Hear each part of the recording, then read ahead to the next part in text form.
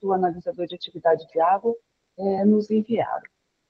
Um tempo atrás, nós disparamos um e-mail perguntando para o pessoal, principalmente para a indústria de ração, quais eram as dúvidas que eles tinham na hora de medir a atividade de água.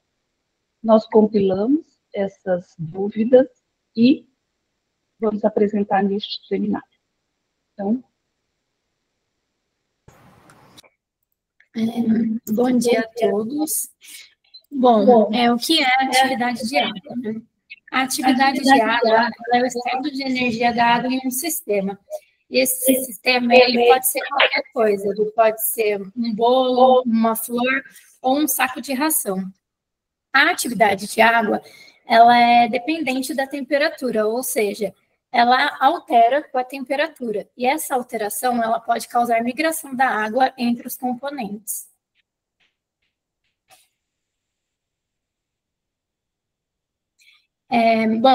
Tanto a atividade de água quanto a umidade, elas são parâmetros importantes de serem medidos, e são parâmetros distintos. Então, realizar a medição de um não anula a análise de outro. E a atividade de água, ela vai dizer a qualidade da água que está dentro do seu produto. Se ela está disponível para realizar, para que ocorram reações bioquímicas, qual a vida de prateleira do seu produto, o que eu devo utilizar para evitar o desenvolvimento microbiológico, qual a melhor embalagem, toda essa parte qualitativa. Enquanto a umidade, ela é importante para você fazer o cálculo centesimal da base seca e da base úmida, para você saber a porcentagem de carboidrato, proteína que tem no seu produto. Então, é mais o parâmetro quantitativo. Aqui a gente colocou as diferenças entre a atividade de água e a umidade. Então, a atividade de água é um parâmetro qualitativo, né? Enquanto a umidade é um parâmetro quantitativo. A atividade de água é uma força motriz, enquanto a umidade ela não é força motriz. A atividade de água ela tem padrões reconhecidos, né? Nós fornecemos os padrões de soluções salinas, e a umidade ela é uma medida empírica. A atividade de água ela é adimensional, não tem uma unidade de medida, enquanto a umidade ela é expressa em porcentagem, né? A atividade de água ela permite avaliar a disponibilidade de água presente na amostra, que estaria suscetível a diversas reações, e a umidade ela é a quantidade de água presente em determinada amostra. Então, aqui são as diferenças da atividade de água e da umidade. Aqui a gente colocou uma tabela onde mostra o tipo de micro-organismo e a faixa mínima de atividade de água em que ele pode se desenvolver. A maioria das bactérias pode se desenvolver numa faixa de atividade de água de 0,88 a 0,91. A maioria das leveduras numa faixa de atividade de água de 0,88.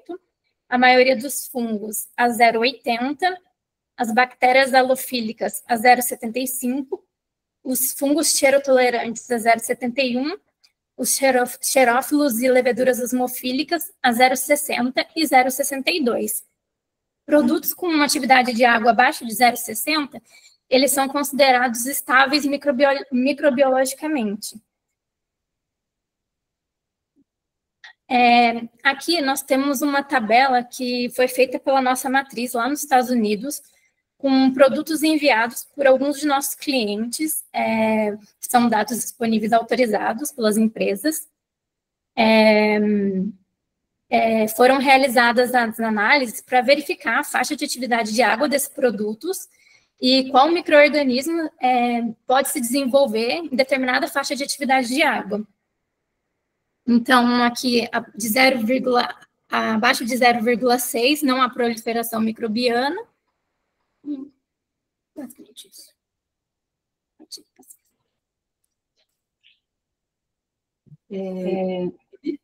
Nesse slide. Vocês receberam uma cópia em PDF escrito bem pequenininho. E aqui, assim, a atividade de água na indústria de ração. Você pode medir a atividade de água na produção com um equipamento com uma precisão científica, né, e bastante rápido para liberar o seu resultado na linha de produção. Não precisa você ter um longo tempo de análise para ter o resultado e liberar o seu lote. Então, você tem um equipamento com um grau, né, de precisão científica utilizado na indústria, na produção.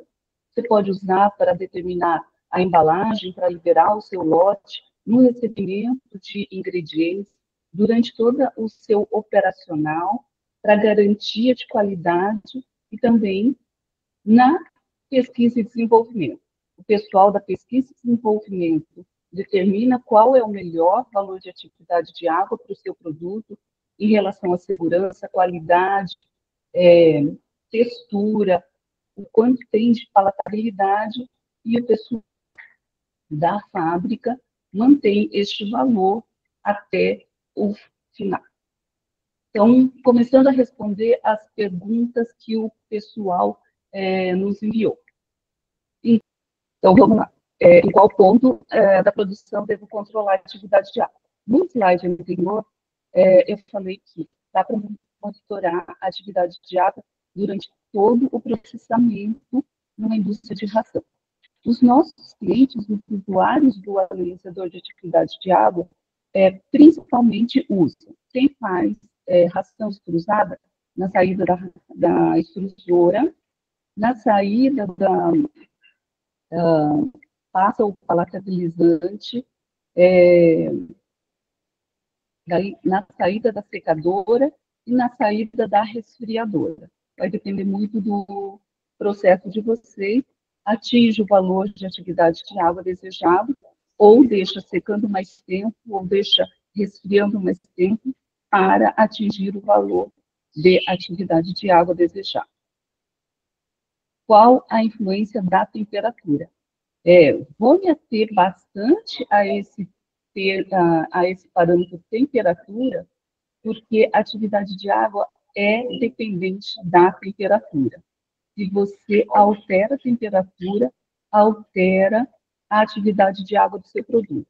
Por isso, toda vez que você anotar o valor da atividade de água, anotem o valor da temperatura também. Deu 0,650 a 25 graus Celsius, ou deu 0,550 a 40 graus Celsius. É importante você sempre anotar a temperatura e a atividade de água. Bom, uma das perguntas foi em qual temperatura eu devo realizar as medidas de atividade de água. Então, como a Tânia falou, né, a temperatura está relacionada à atividade de água. Então, para que você tenha resultados consistentes, é importante padronizar a temperatura das suas medidas, ou seja, meça sempre na mesma temperatura. Se você realizar suas análises a 15 graus, faça sempre a 15 graus Celsius. Se você for fazer a 25 graus, sempre a 25 graus. Se você realizar a 15 graus e depois a 25 graus, você vai ter resultados diferentes de atividade de água. A mesma amostra, ela pode ter diferentes valores de atividade de água em diferentes temperaturas. Algumas amostras, elas aumentam a atividade de água com o aumento da temperatura. Outras amostras, elas diminuem a atividade de água com o aumento da temperatura. Então, tem que medir sempre na mesma temperatura. É um ponto muito importante para obter resultados consistentes. Nós fizemos um estudo bem rapidamente da medida da atividade de água na mesma amostra, só que medidas em temperaturas diferentes. A 15 graus Celsius, 25 graus Celsius, 35 e 45 graus Celsius. Esta ração, tá, ela teve a 15 graus Celsius um valor de atividade de água mais alto do que a 45 graus Celsius. Se, por exemplo, você tira essa sua amostra da secadora, está a 40 graus Celsius, e ele tem um valor de 0,52.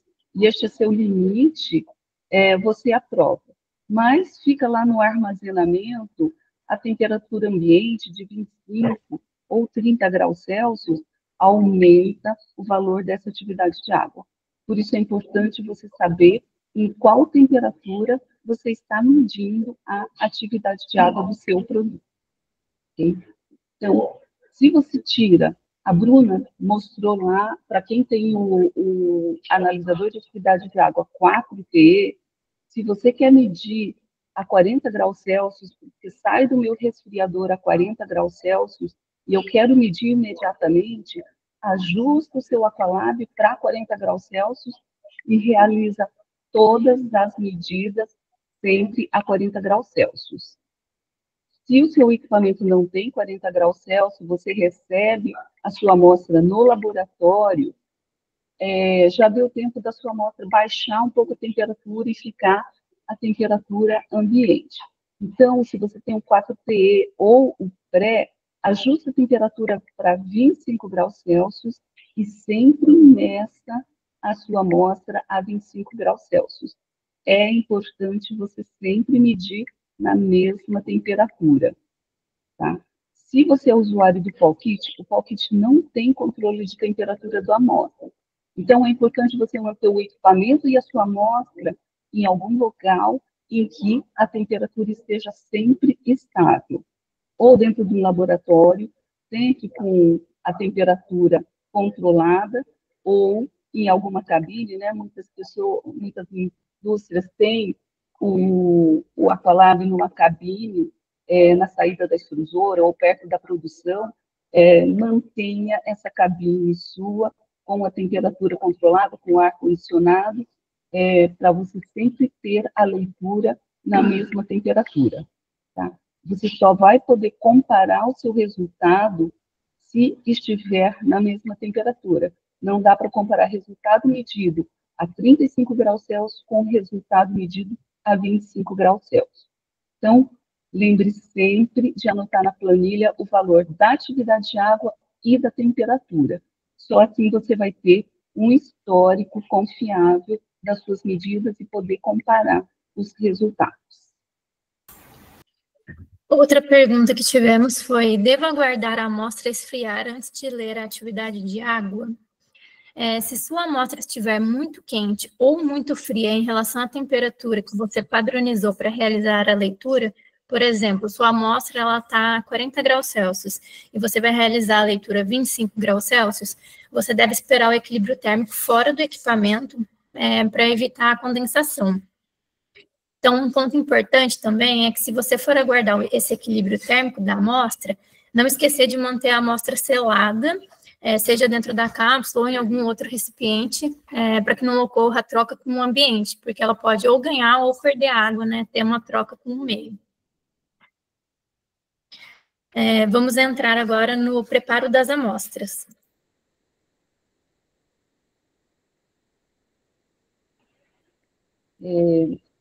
Vou ler as perguntas feitas a seguir, porque e responder todas de uma vez, né?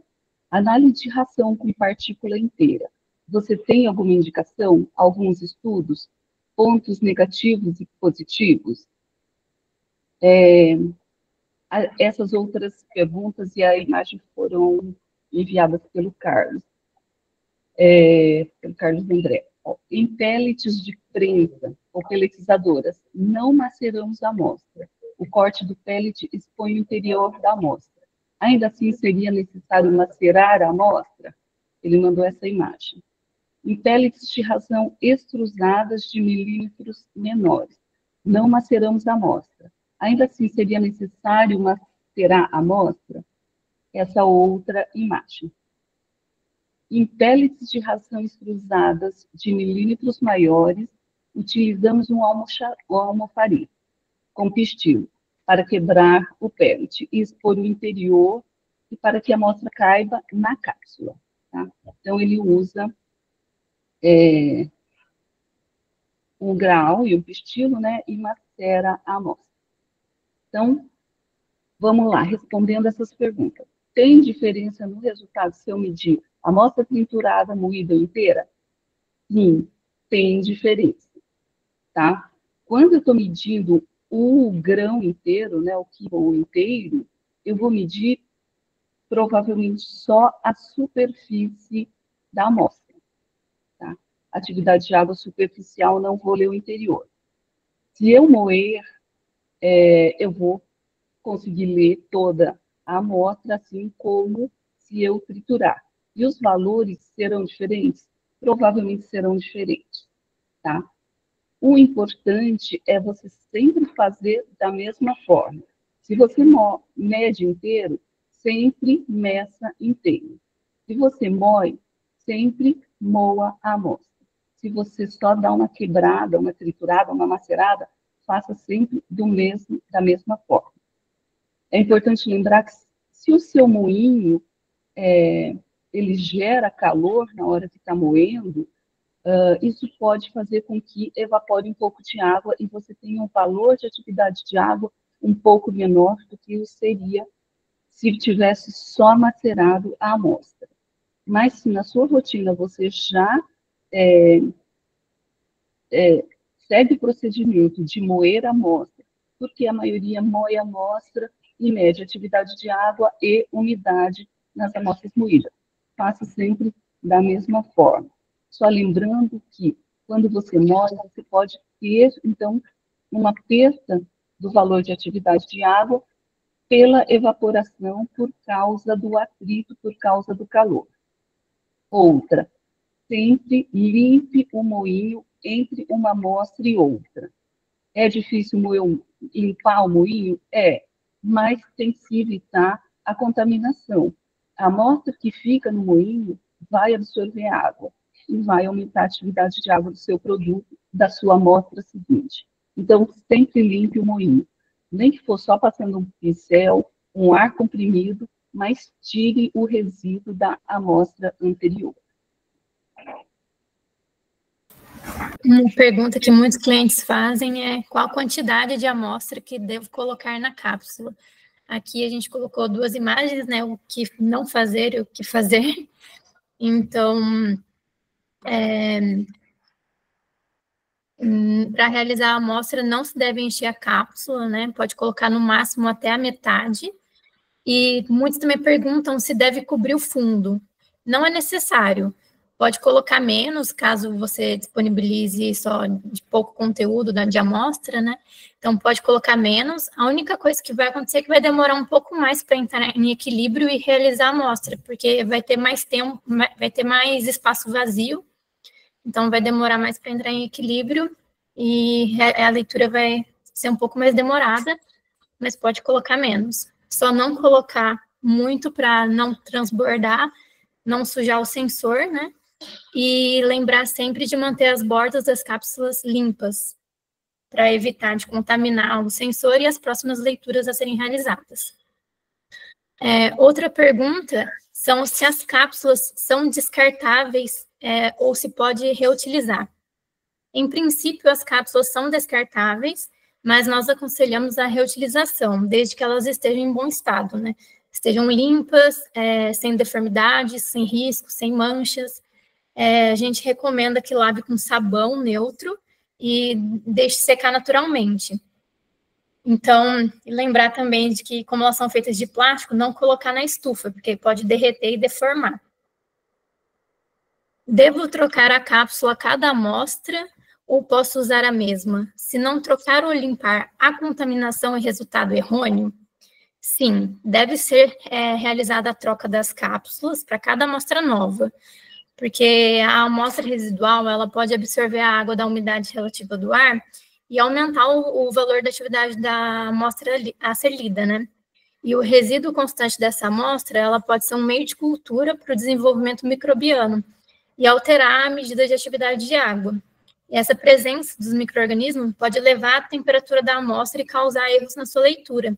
Então, com isso, você vai estar tendo resultados errôneos.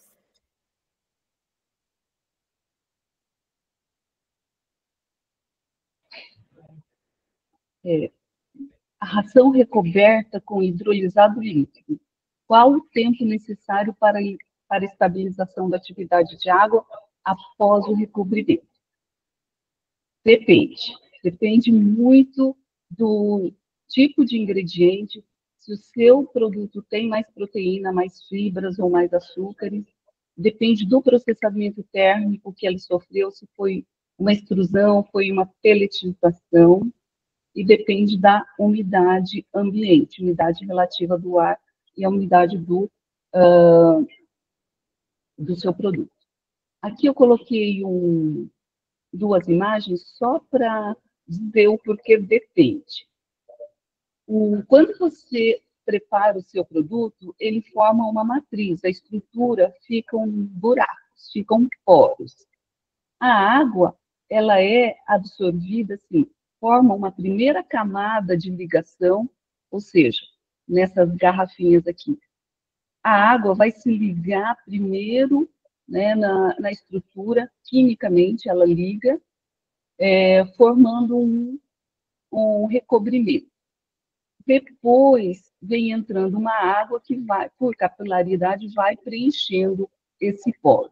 Então, vai depender do tempo de fazer a ligação dessa primeira camada e das outras moléculas de água do tempo para fazerem a ligação. Então, após a pelletização, após a palatabilização, né, vai depender a estrutura, se o seu produto tem mais poros, se os poros são mais abertos ou são mais fechados, se você tem uma matriz muito fechada, tá? Tudo isso vai influenciar no tempo de estabilização da atividade de água. Aqui tem um estudo feito, de uma tese de mestrado, da Daniele Cristina de Lima, em que ela estudou ração para cães, né, com palatabilizante, ela foi medindo a atividade de água conforme o tempo. Este em vermelho, essa linha em vermelho, são extrusados grandes e o em azul, extrusados pequenos. Tá? O tempo pelo valor de atividade de água. Neste azul, a gente nota bem que, nos primeiros minutos, olha, na primeira hora, a atividade de água cai bem. De 1 hora até 50 minutos, né, 2 horas e pouco, tem uma estabilização da atividade de água. Passando um tempo, torna a cair mais um pouco e se estabiliza. Quando o extrusado é grande, a gente tem uma queda assim, gradual da atividade de água em relação ao tempo. Então, vai depender muito da matriz, vai depender muito do seu produto. O interessante é vocês fazerem um estudo do seu produto e verificar quanto tempo ele demora para estabilizar a atividade. Quanto tempo demora para estabilizar a atividade de água após o palatabilizante, após ele sofrer um banho, né, um banho de óleo de palatabilizante. Vou colocar um pouco de conceito teórico aqui, porque para explicar os próximos slides. Este é um gráfico, né, uma curva de isotermoabsorção. É quando a gente faz a relação entre atividade de água e umidade. Então, eu tenho aqui um produto em que eu tenho a variação da atividade de água e o aumento da umidade. Este produto, tá, ele é ideal quando ele tem atividade de água entre 0,57 e 0,63. Ele tem qualidade, segurança e um bom rendimento e receita. Não adianta nada você ter um produto muito bom, mas se ele não te traz um rendimento, uma receita, né? Abaixo dessa atividade de água, eu tenho uma perda da qualidade do produto. Acima, eu tenho uma perda de segurança, porque eu posso ter desenvolvimento microbiano. A umidade deste produto, o ideal é entre 10% e 11%. Abaixo de 10%, eu perco muito em peso. Eu perco rendimento, eu perco receita. Tá? Então, isotermoabsorção é essa relação entre atividade de água e umidade. tentem, pelo menos uma vez, traçar a isoterma de distorção do seu produto para entender qual é o comportamento dele e saber quais são os pontos críticos do seu produto. Então, tem uma pergunta aqui. Ao receber uma matéria-prima com atividade de água fora dos padrões, é matéria-prima fora dos padrões, com a umidade muito alta. Ao processar essa amostra, moagem, cozimento e secagem, ela pode afetar o produto final? Sim, com certeza. A atividade de água final do seu produto vai ser uma relação em... Aqui eu tenho um estudo de uma isoterma de distorção feita pelo Dr. Jorge Chirife, é um grande pesquisador de atividade de água, em que ele fez o componente 1, eu tenho uma umidade inicial e o comportamento aqui da isoterma de distorção, atividade de água por umidade. E o componente 2 com uma umidade muito mais alta. Misturando esses dois, a minha atividade de água final vai ser 0,6 com uma umidade de 4,5. Então, influencia a umidade inicial do meu produto? Influencia, sim, na atividade de água final. É preciso encontrar esse equilíbrio final do produto. De que maneira a atividade de água de um produto influencia na sua higroscopicidade? Tenho outra isoterma de distorção aqui, outras, traçadas de várias rações. Então, atividade de água por umidade. A ração de suíno tem um comportamento. A ração de ave, as curvas parecem semelhantes, mas não são. E as duas, para peixe, elas são mais no formato J, certo? O que acontece? Eu preciso dessa curva, vou explicar através dessa curva aqui da ração de peixe, que é mais fácil de enxergar. Eu aumento a atividade de água e a umidade varia muito pouco nesse produto, até um ponto em que chega na inflexão da curva. A partir dessa inflexão, a atividade de água varia pouco e a umidade aumenta muito rapidamente. Esta é a atividade de água crítica do meu produto. Eu tenho que evitar que o meu produto atinja este valor de atividade de água, porque a partir deste momento aumenta muito a capacidade de absorção de água, então aumenta a higroscopicidade deste meu material. Okay? Então, aqui cada um deles tem um valor de atividade de água crítico em que eu devo evitar que o meu produto atinja para não perder as características.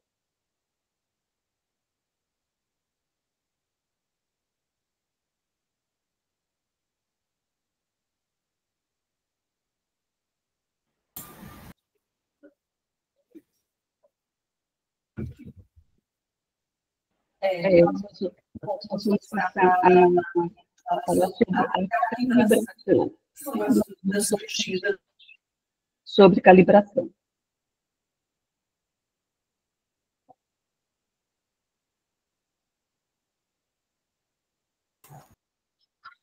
Uma das perguntas foi qual a frequência para limpeza e calibração?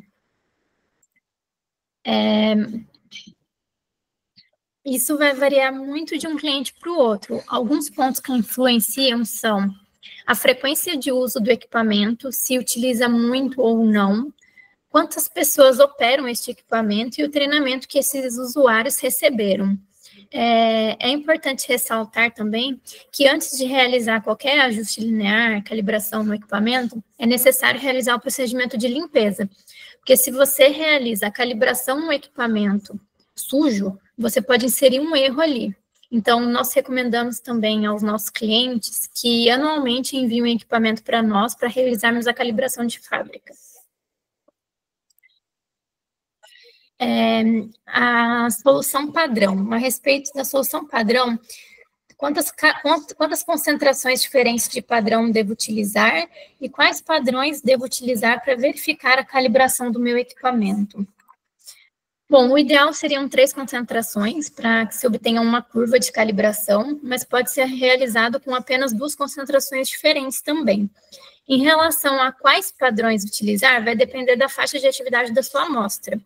Por exemplo, se sua amostra tem uma atividade em torno de 0,500, como no exemplo aqui da ração que a gente colocou, você pode utilizar as faixas de atividade de água do padrão, da solução padrão de 0,250, 0,500 e 0,760, ou apenas os padrões 0,250 e 0,760, que ele vai cobrir toda a faixa de atividade de água do seu produto. Aqui nessa tabela, nós temos as soluções padrões que nós comercializamos nas concentrações.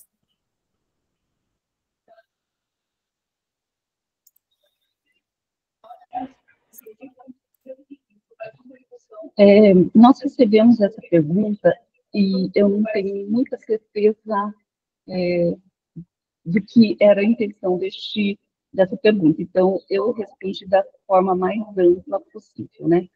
Quais procedimentos podem auxiliar em manter uma atividade de água estável durante o processo?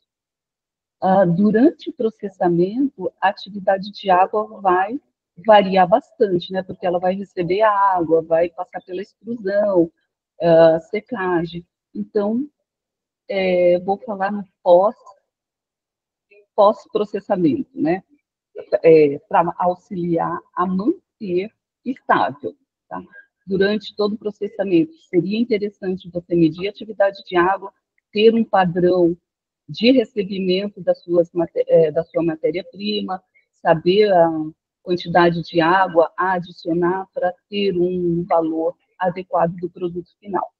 Mas para manter estável, provavelmente após a produção. Então, após a fabricação, para você manter a atividade de água estável, é importante você ter uma boa embalagem. A embalagem com uma taxa de permeabilidade ao vapor de água adequado para aquele seu produto, para as condições em que vai ficar armazenado. E também para o tempo de vida de prateleira que você quer do seu produto. Que ele dure 180 dias ou 360 dias, a embalagem vai fazer muita diferença.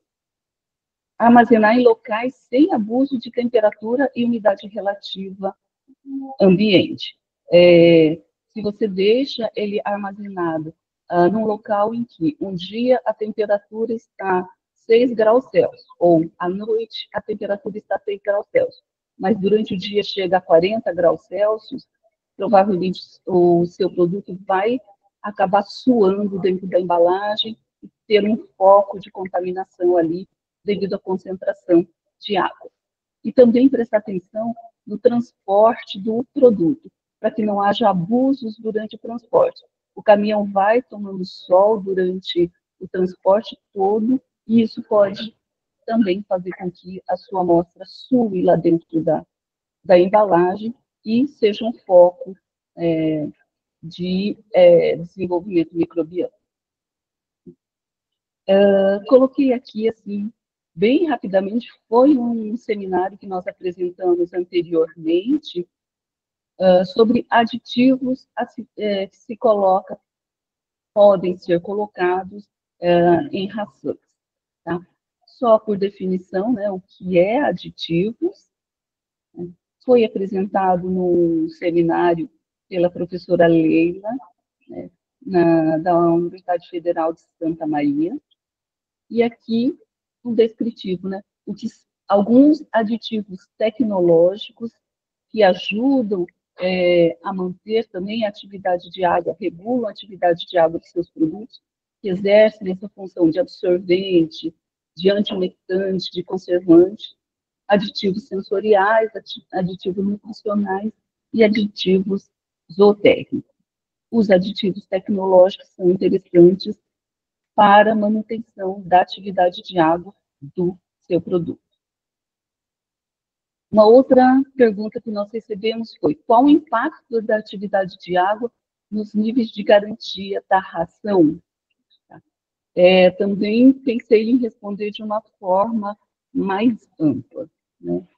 O comportamento da ração frente a diferentes umidades relativas, né? Ou seja, A isoterma distorção é importante, porque você desvenda a higroscopicidade do seu material, vai saber qual é o máximo de atividade de água que aquele meu produto pode ter. A partir dali, ele vai começar a se deteriorar, tanto fisicamente ou microbiologicamente. Então, é importante vocês, pelo menos uma vez, tracem a isoterma distorção do seu produto, para saber qual é a atividade de água.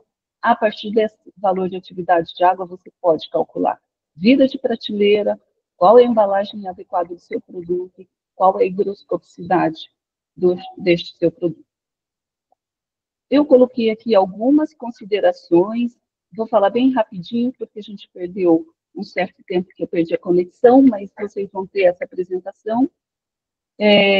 Os ácaros, eles podem estar ativos 5 graus Celsius, se a atividade de água estiver acima de 0,65.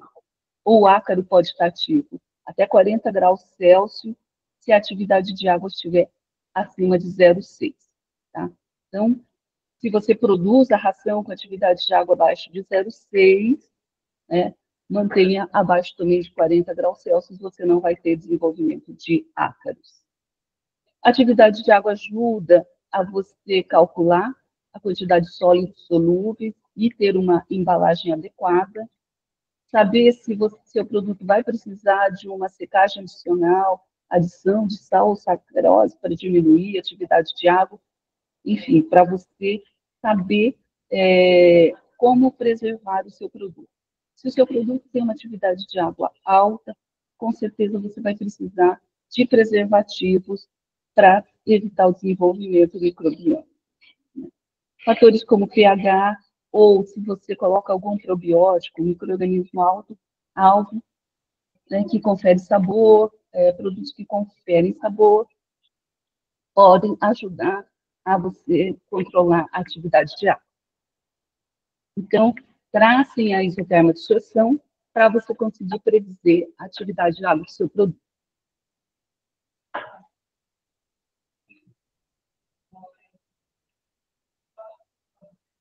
Em relação à qualidade e segurança, todos esses dados nós temos nos nossos outros seminários.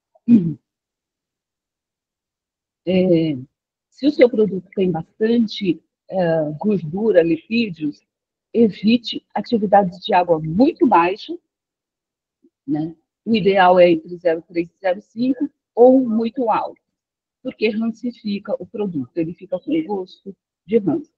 Atividades de água mais baixas previnem as vitaminas. Atividades de água mais altas, né, as vitaminas são sensíveis à água.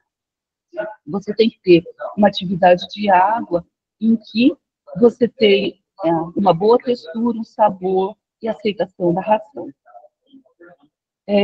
A redução da atividade de água inibe o crescimento de micro-organismos, previne a produção de micotoxinas e melhora a segurança do seu produto. Okay? Toda vez que você for formular um produto, tenha um valor de atividade de água, porque é um parâmetro essencial na formulação. Tá? Isso influencia na qualidade, na segurança e estabilidade do seu produto. Bom, aqui são os nossos analisadores de atividade de água, o QualKit, que ele é um equipamento portátil. Ele não possui controle de temperatura e ele tem uma exatidão de mais ou menos 0,02. Ao lado temos o pré-ponto de orvalho, que ele possui ele condiciona, né, a temperatura da amostra a 25 graus Celsius. Ele é um equipamento de bancada e tem uma exatidão de 0,010 graus, 0,010 de exatidão. E o sensor dele é ponto de orvalho, que é o sensor primário, medida primária da atividade de água. Abaixo temos o 4TE, que também é de bancada, também possui sensor ponto de orvalho, uma exatidão de mais ou menos 0,003. Ele condiciona a temperatura da amostra de 15 a 40 graus Celsius.